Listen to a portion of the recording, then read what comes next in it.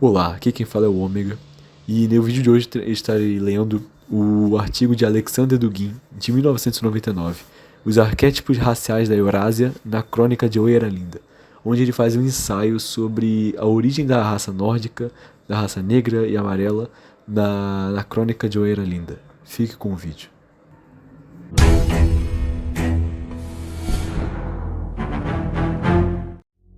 O livro de Oeralinda, um livro estranho que pretende relatar os eventos entre 2194 a.C. e 803 d.C., fala sobre um povo livre e os eventos que levaram à perda da liberdade na época atual. O livro surgiu no final do século XIX e é amplamente considerado uma pseudo-história e uma farsa. Tornou-se associado tanto aos movimentos políticos desfavoráveis como à nova era e à arqueologia radical.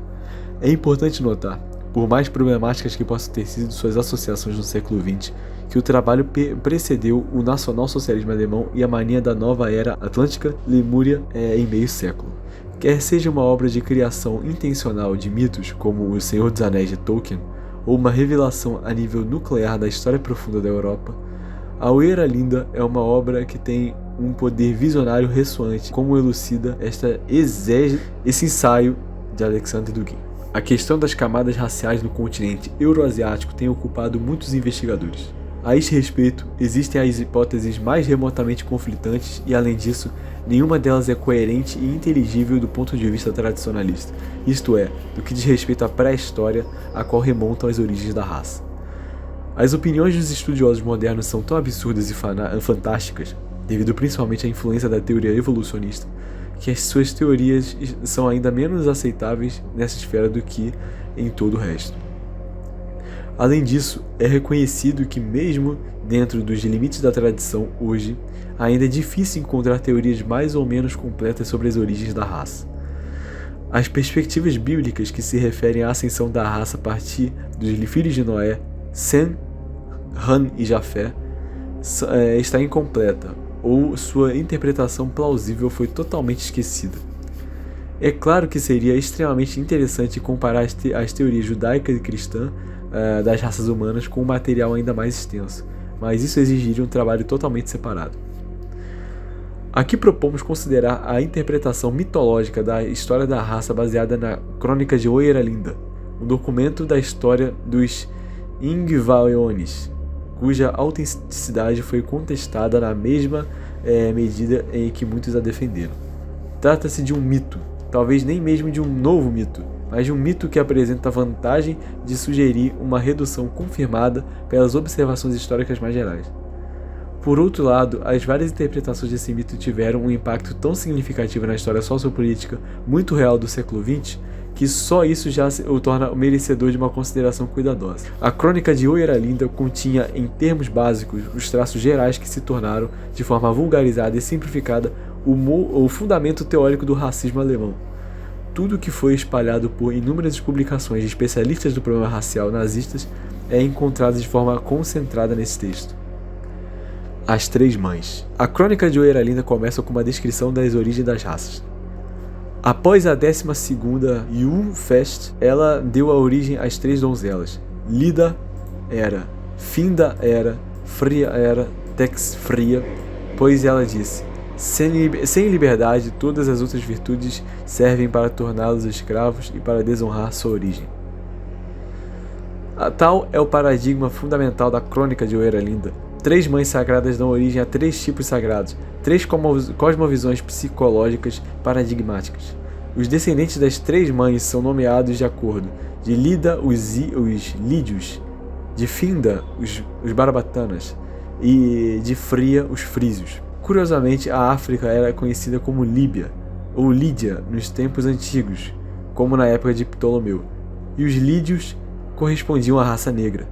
Os finlandeses, de acordo com a Crônica de Oeralinda, são povos da raça amarela, enquanto os frísios são antigas tribos germânicas denotadas coletivamente como a raça branca, os arianos. É característico que quase exatamente o mesmo paradigma esteja presente na Edda Canção de Rig, que conta a visita de Rig Odin a três casais pertencentes a três gerações. A visita feita ao avô e à avó leva à geração dos Trolls, os escravos, descritos como tipo racial negroide. A permanência de Rig com pai e mãe produz os gigantes Ka, os donos, como os traços fenotípicos da raça amarela. Finalmente, a chegada de Rig ao marido e mulher termina com o nascimento do conde, o príncipe rei ou aristocrata, dotado de todos os atributos arianos de cabelos loiros, olhos azuis, etc.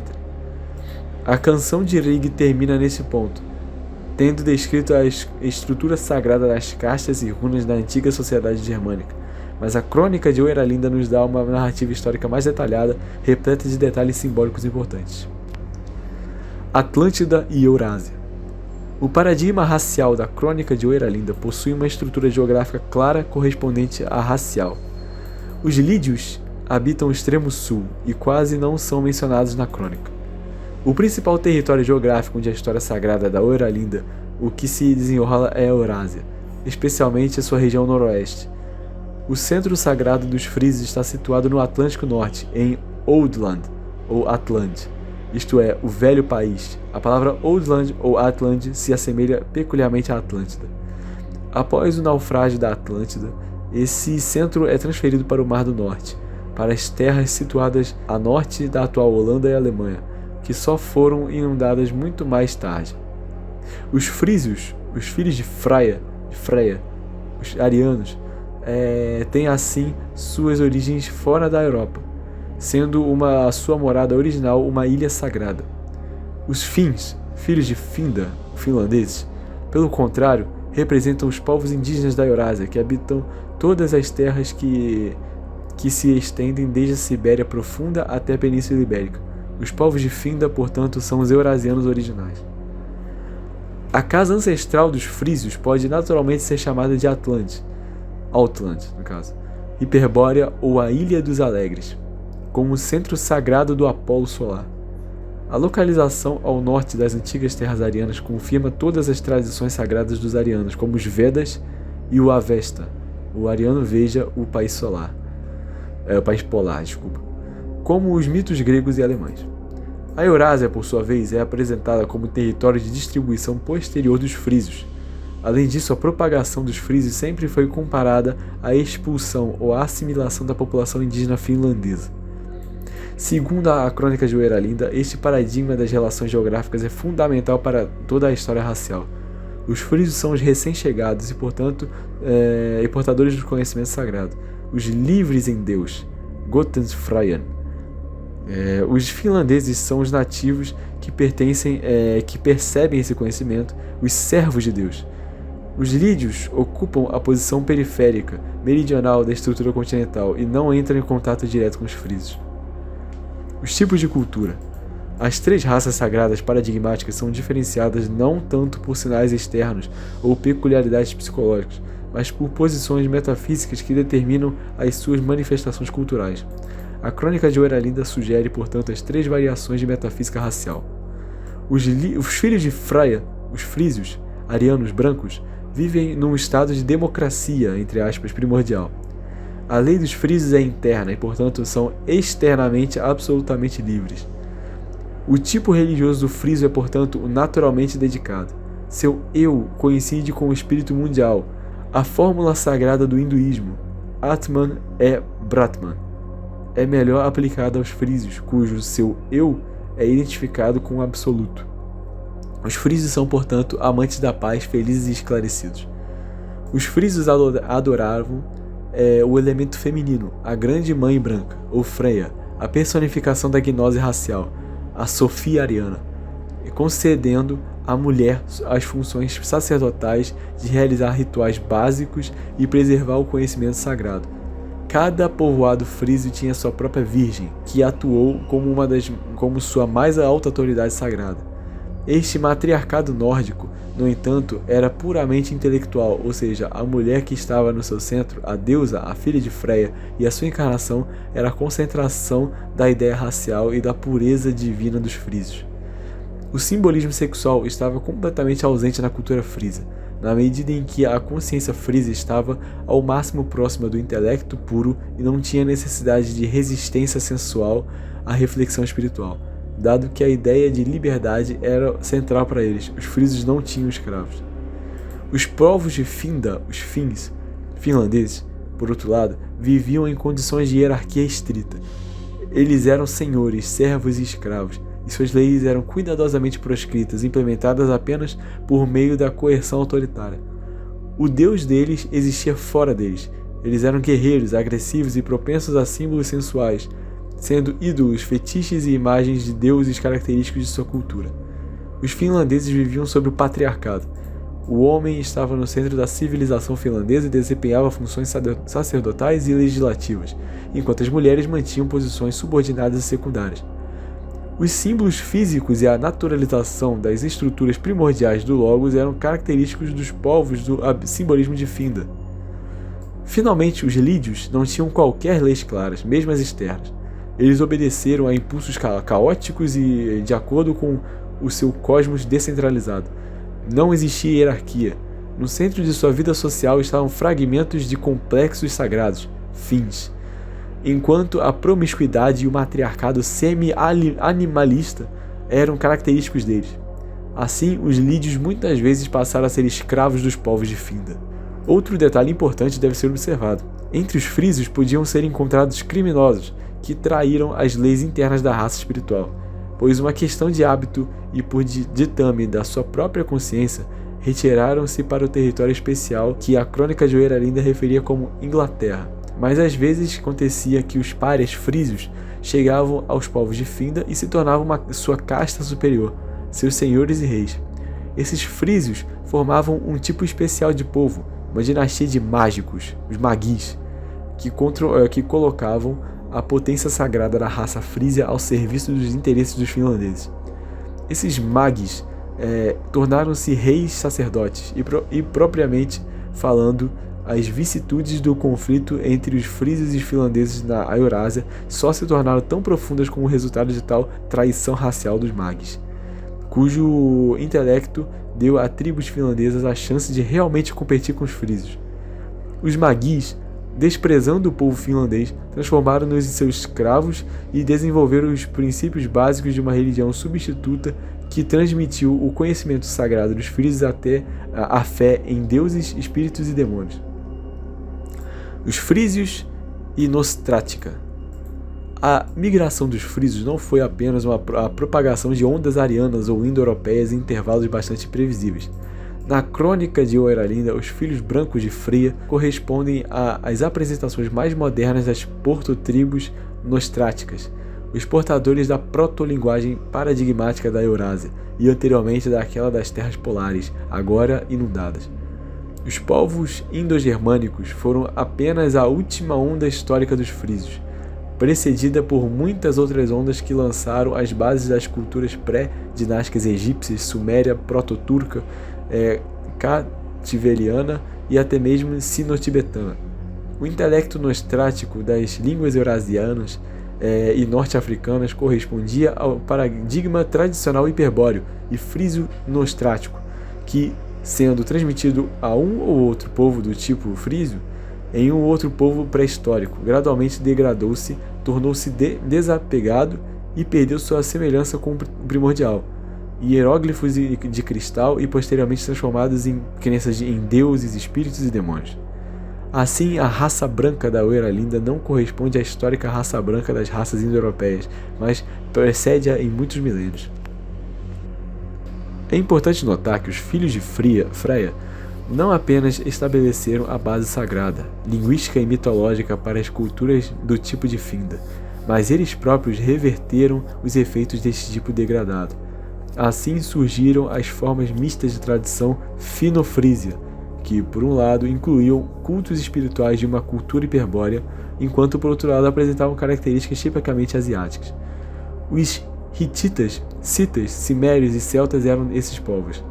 Além disso, muitas tribos indo-europeias absorveram gradualmente os elementos finlandeses, como os povos germânicos da era escalda, os romanos, os gregos e os hindus do período pós-védico, que estavam eles próximos bastante diante do estado frísio original. Tal apresentação da raça branca original de origem polar destrói, na verdade, a noção estabelecida no Oriente Médio como o centro focal da civilização, da escrita, da cultura, etc.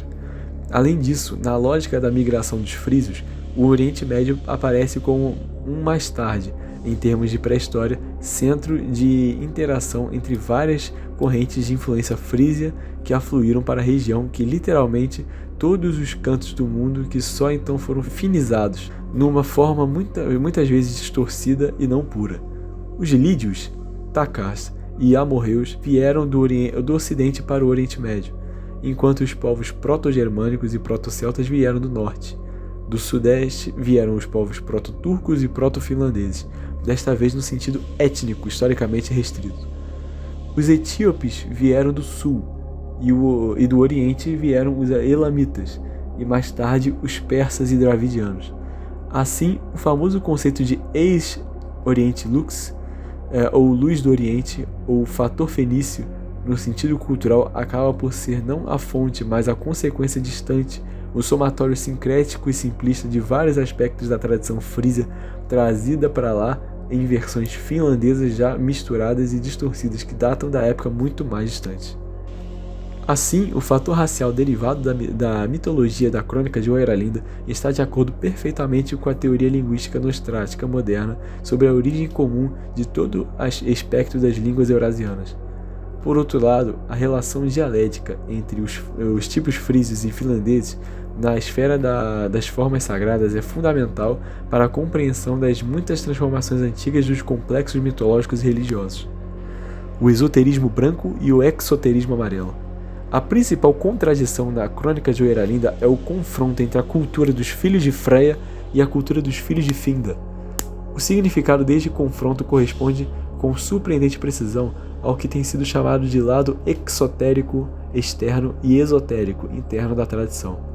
Finda incorpora as especificidades do exoterismo, já que Deus existia fora dos filhos de Finda, assim como a lei sagrada. O finlandês se percebe como um servo de Deus, a propriedade do Senhor, existente fora do próprio Deus. O divino manifesta-se assim em imagens externas como ídolos e símbolos que, por uma questão de clareza, supostamente possuem um caráter naturalista e aparência de algo concreto e tangível. A vida religiosa de um finlandês, tal como a sua vida social, é assim reduzida a suprimir e punir as paixões espirituais pessoais, no caso da religião. Os filhos de Freya, pelo contrário, ilustram o nível esotérico da tradição. Para eles, Deus está dentro e é idêntico à lei sagrada ao seu próprio eu. O frísio se percebe como livre em Deus e como uma personificação da liberdade. Para o frísio, o divino existe sem intermediário, fora de imagens ou símbolos. Se o frísio usa um símbolo, então é apenas um símbolo puramente abstrato, não naturalista e geometricamente matemático. A vida religiosa do frísio passou sob o signo da justiça e do domínio da sabedoria sobre as ações. Ele vive num estado de igualdade aristocrática e harmonia e não inibe ninguém, nem os seus próprios sentimentos, uma vez que eles concordam com sua sabedoria e visão de mundo piedosa e teofânica. Nem as mulheres, que são absolutamente obedientes e são a encarnação material da pureza e da sua raça espiritual, o espelho branco do espírito do mundo, os guardiões do fogo nórdico, nem de outras pessoas, pois ele honra a liberdade deles de serem tão santos quanto a sua. Finalmente, em vez de um rei sacerdotal, um mediador entre as pessoas e os deuses. Se nós voltarmos para as tradições historicamente reconhecidas, veremos uma proporção notavelmente semelhante entre seus lados esotérico e exotérico.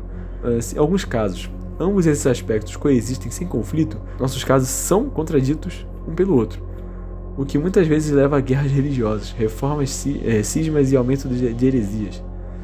Assim, um confronto dramático entre frísios e finlandeses na conceituação racial da geografia mitológica e sagrada da Crônica de Oeralinda pode ser tomado como um paradigma para considerar a dinâmica das reformas religiosas na Eurásia.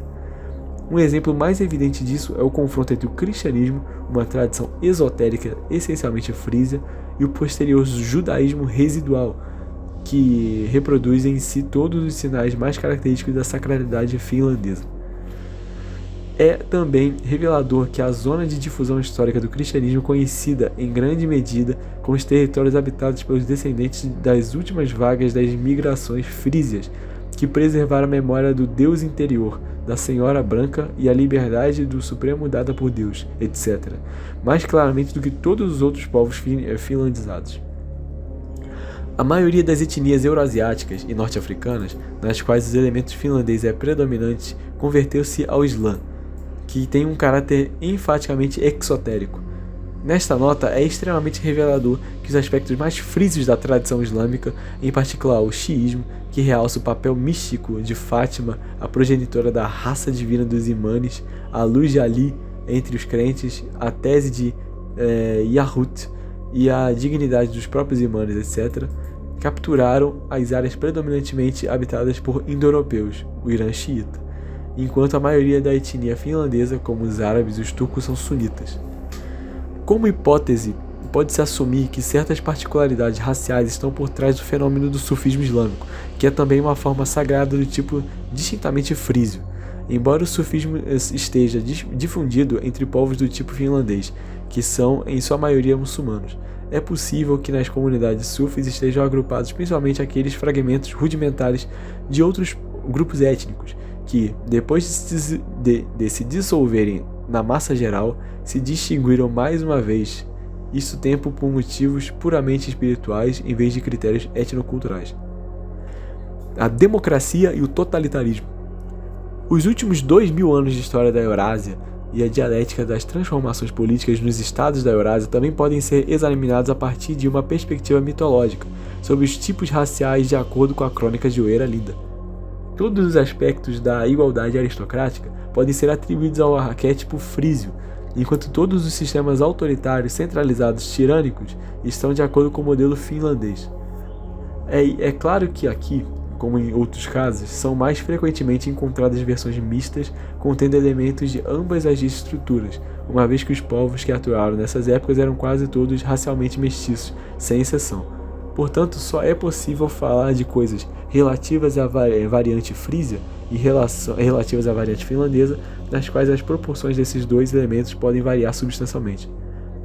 Em essência, se compreendermos as particularidades raciais dos dois paradigmas fundamentalmente políticos da democracia e do totalitarismo, então toda a ambivalência do seu confronto se torna óbvia, assim como a essência das disputas entre direita e esquerda, através da história política dos últimos séculos. Liberdade, igualdade e fraternidade são boas para frísios livres iguais e fraternos, e impor-lhes sistemas despóticos seria um claro abuso da sua natureza racial. Hierárquica, ordem e disciplina são absolutamente essenciais para as pessoas do tipo finlandês, enquanto moldar um regime democrático a partir delas nunca levará a nada além de anarquia, desgraça e degradação que, naturalmente, lógico, termina apenas em uma tirania maior nesse sentido. As corridas da Rússia. A história do Estado russo e da Rússia, situada no centro do continente eurasiano, é extremamente significativa na medida em que ilustra brilhantemente todo o complexo de dialética racial característica dos elementos das etnias da Eurásia, embora de uma forma menos óbvia. A história pré-russa dos eslavos está sobretudo ligada à última onda de imigração frísia da ilha inundada, o reino dos Igvaiones. Como os eslavos foram originalmente organicamente incluídos na cultura indo-europeia e ariana, e bloco racial. Ao mesmo tempo, porém, a história da Rússia como um espaço geopolítico especial representa outra coisa. Em primeiro lugar, de acordo com as antigas crônicas russas, a história russa começou com o chamado Rurik, a realeza, o que corresponde precisamente ao arquétipo finlandês de organização social em que o frísio é chamado para ser um rei sacerdotal, um Magi. Em segundo lugar, os povos Shud, Mer e Muroma, isso é, asiáticos e finlandeses, apareceram entre as tribos eslavas já nas primeiras linhas da crônica. Assim, encontramos a amostra asiática logo no início do Estado russo. O posterior batismo da Rus e a sua fragmentação feudal são evidência de um fortalecimento do fator frísio, o elemento branco, o portador da religião branca, que se desenvolve e começa a criar uma estrutura da igualdade aristocrática.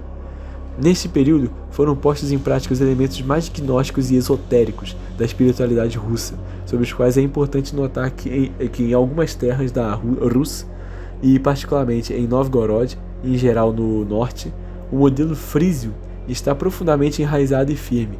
A invasão dos mongóis portadores de um modelo obviamente finlandês, hierarquia, disciplina e um aparato repressivo desenvolvido, inclinou o complexo frísio, ainda longe de ser absolutizado, integrando assim a Rússia no Império Amarelo, que cobria praticamente todo o país, Eurásia, exceto o noroeste da Europa.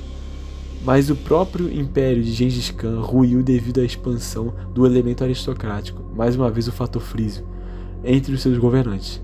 Então a Rússia finalmente escolheu o tipo de Estado Filhos de Finda e assumiu a missão de unir o nordeste da Rússia.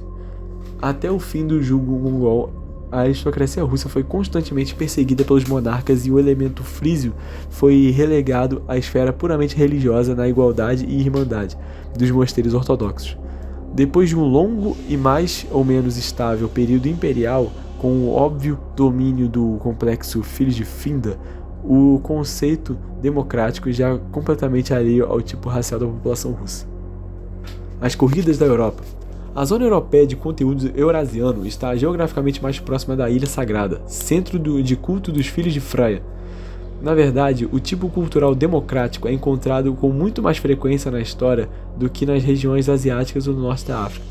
No entanto, seria um erro acreditar que a Europa é habitada apenas por frísios e é, portanto, homogênea em seu substrato racial. Na parte norte da Europa, o elemento frísio mistura-se de forma significativa com a etnia lapfínica, lapônica fínica, que na Europa Oriental e Central é fenotipicamente semelhante à chamada raça alpina. A Europa Ocidental é em grande medida celtizada, e os próprios celtas já eram um povo misto na antiguidade, de acordo com o livro de Oeralinda. Finalmente, a população das regiões meridionais da Europa, a chamada raça mediterrânea, apresenta um número significativo de traços raciais do Oriente Médio e do Levante semíticos. Assim, a sua antiga base eurasiana autóctone, preservada nos europeus mongoloides, em particular Bigoudens, na França, que são franceses indígenas fenotipicamente indistinguíveis dos povos paleoasiáticos e outros componentes raciais não europeus, os finlandeses e norte-americanos, africanos, semitas e turcos, os povos da Europa são descendentes dos Filhos de Finda. Dada esta heterogeneidade racial, torna-se óbvio que as democracias europeias quiseram ser estáveis, então devem ser compensadas por um controle bastante rigoroso do tipo totalitário. Vou repetir essa parte aqui. Dada esta heterogeneidade racial, torna-se óbvio que as democracias europeias, se quiserem ser estáveis, então devem ser compensadas por um controle bastante rigoroso do tipo totalitário. É aqui que residem as particularidades dos regimes democráticos modernos do Ocidente, por trás das fachadas de igualdade e liberdade, das quais se esconde um sistema hierárquico estrito que guia implicitamente o rebanho finlandês na direção certa. Os mágicos modernos que governam as sociedades ocidentais, no entanto, para este fim utilizam meios mais refinados e sutis do que os reis sacerdotes da antiga Eurásia. A tragédia nórdica. A crônica de Oeralinda conecta sua abordagem sagrado-racial não apenas à geografia, mas também à lógica da história. Aqui a história sagrada tem um caráter cíclico, pois o florescimento do espírito dá lugar a seu declínio, que produz nova prosperidade.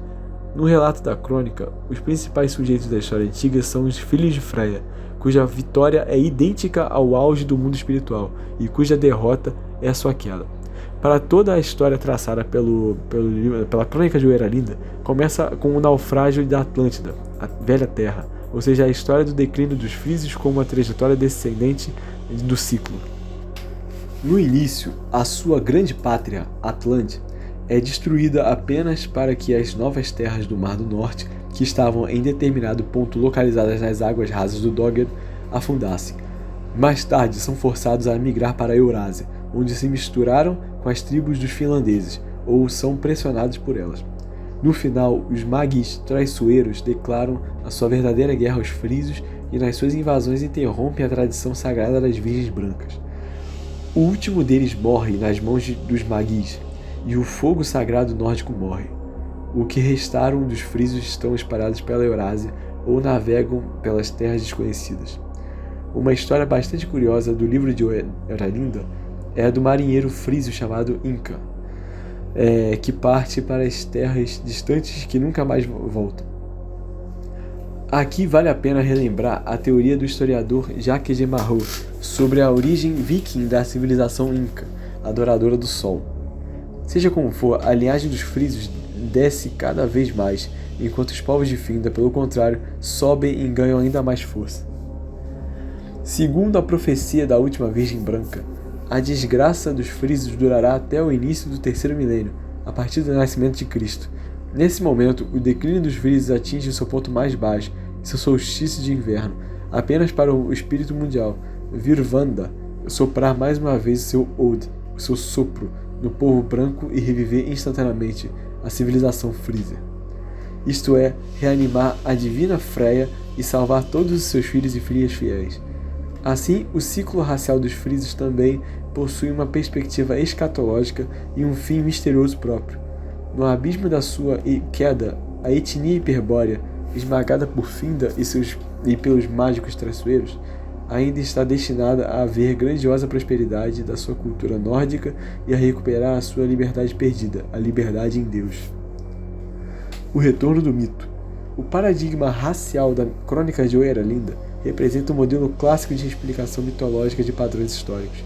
Como acontece com qualquer mito, por vezes cruza-se com dados científicos e em alguns lugares sai para a dimensão de postulados completamente improváveis.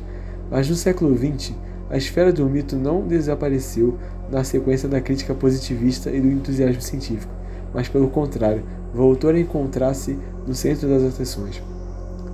Um mito é avaliado não de acordo com a sua conformidade com a realidade objetiva, tal como o conceito de realidade objetiva parece ainda mais pouco fiável e inconsistente, mas pela sua virtude de impactar a cultura, a consciência das pessoas e a transformação social. A interpretação étnica ou racial dos acontecimentos sempre foi uma das mais poderosas, hipnóticas e estimulantes. Não é nenhuma surpresa que a Crônica de Euralinda tenha estado no centro das atenções na Alemanha nas décadas de 1920 e 1930, quando a interpretação nacional-racial do mundo atinge seu clímax na Europa Central. Em algum momento da história real, esse mito acabou tendo uma enorme influência no curso dos acontecimentos. A cultura pode ser desacralizada, mas o sangue humano e a terra natal, mais cedo ou mais tarde, farão-se sentir e chamarão à vida os arquétipos adormecidos nas épocas passadas. Também não é surpresa de que a maioria prefira ignorar o tema da raça hoje em dia e que a Crônica de Euralinda tenha sido esquecida com segurança. Isto é compreensível, uma vez que as cenas da última guerra ainda são memórias frescas, especialmente porque os frísios europeus estavam determinados a colocar os finlandeses e eurasianos no seu lugar. O despertar do mito racial na sua época trouxe uma catástrofe monstruosa para a Alemanha e para o mundo, mas o mito em si não foi responsável por isso, mas sim o pragmatismo e a falta de criticidade de seu uso. Se o sagrado for lançado por muito tempo na periferia da realidade, a surpresa é que ele retornará de forma monstruosa e distorcida. O retorno de um mito deve ser preparado meticulosamente e com cautela, dadas as consequências, e até mesmo o potencial catastrófico de ele sair do controle ao ser trazido à vida.